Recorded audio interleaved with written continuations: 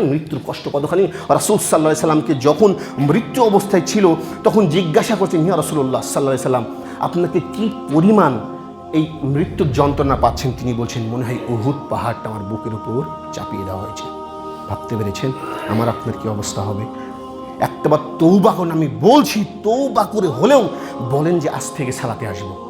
দেখবেন কোনো ব্যক্তি যদি সালাতে আসে প্রথম নামাজি হেঁচে রে, এই কথা কখনো কর্ণপাত করবে না। কেন?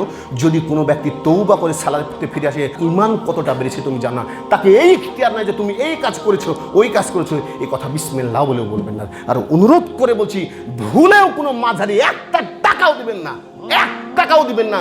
ওখানে জামিনের টাসের ভাটি যেগুলো আছে এই গ্রাম থেকে বিচ্ছিন্ন করে দেন, শেষ করে দেন, অবস্থা খারাপ হয়ে যাবে। আপনি জানেন কাল কি হয়, আপনি জানেন না। যার দায়িত্বশীল সর্বপ্রথম তাদেরকেই ধরাবে। আল্লাহ বলবেন, তোকে আমি দায়িত্ব দিয়েছিলাম কেন তাই বল।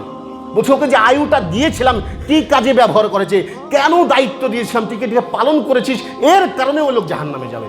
আমি অনুরোধ করে বলছি বিসমিল্লাহ বলে এই ভাটিতে যেন আপনাদেরকে আমি না দেখি, টাসের ভাটিতে মানুষের চুল পেকে গেছে, ও ভাবে না কখন মৃত্যু হবে। তখন সালাতের জন্য বলবেন, তখন কি বলবে জানেন? যে কাল থেকে বলবো। আচ্ছা বলুন তো, যে বেঁচে থাকবার গ্যারান্টি কোথায়? কাল থেকে যে বললো আমি আসরে বেঁচে থাকবার গ্যারান্টি দিতে পারবেন কেউ? কারো ক্ষমতা আছে? যখন বলবে যে মাগরিব আসে বলে কাল থেকে পড়বো না, আবার কি বলে জানেন? তোরাই খারাপ। আচ্ছা ওর তো একটা মাধ্যম আছে, আল্লাহ তো বলছেন যে ইয়া আইয়ুহাল্লাযীনা আমানুস্তাইনু বিস-সাবরি ওয়াস-সালাহ, তোমরা ধৈর্য সালাতের মাধ্যমে চাও। তো তোমার কি মাধ্যম আছে আমাকে বলো তো? রাসূল সাল্লাল্লাহু আলাইহি সাল্লাম ব্যতিরিকে যদি অন্য মাধ্যম দিয়ে চান হবে। একদম রাসূল সাল্লাল্লাহু আলাইহি সাল্লাম বসে আছেন, সেই এমন সময় এক ব্যক্তি তৌরা পাঠ করছিলেন।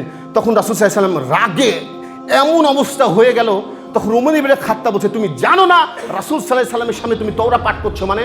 তখন রাসূল সাল্লাল্লাহু আলাইহি সাল্লামের মুখের দিকে তাকিয়ে ওই সাহাবীর তৌরা পড়া বাদ দিলেন, তাওরাত যেটা বলছি, তখন তিনি বলছেন যে আমি মুহাম্মদ সাল্লাল্লাহু আলাইহি সাল্লাম আল্লাহর কসম করে বলছি, এই সময় যদি হযরত মুসা আলাইহিস সালাম আসতো, তিনি পৃথিবীর মধ্যে সবচাইতে সম্মানিত লোক।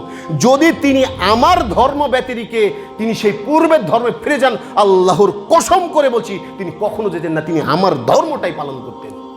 কিয়ামতের ময়দানে দিন প্রত্যেকটা মানুষ ভীত সন্তুষ্ট অবস্থায় থাকবে।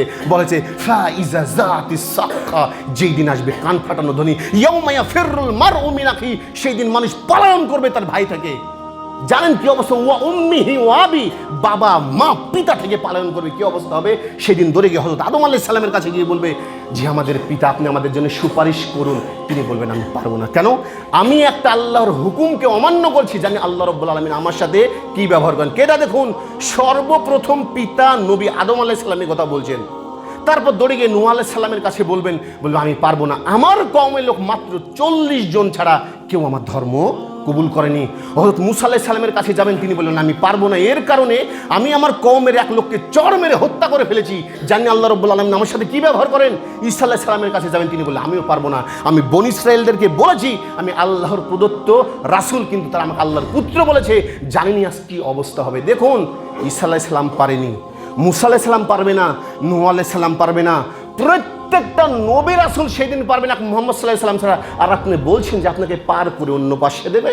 এতটুকু জ্ঞান বুদ্ধি থাকার মাথার গোবর আছে নাকি আপনাদের? জন্য জায়গা যে আপনাকে পার করে দেবেন, তারাই এই কথা বলছেন। ভাবতে পেরেছেন ঈসা আলাইহিস সালামের কত বড় অনুসারী ছিলেন? বলছেন যে আমি পারবো না আজ। কেন? বলছে আমি জানিনি আল্লাহ রাব্বুল আলামিন আমার সাথে কি ব্যবহার করবেন।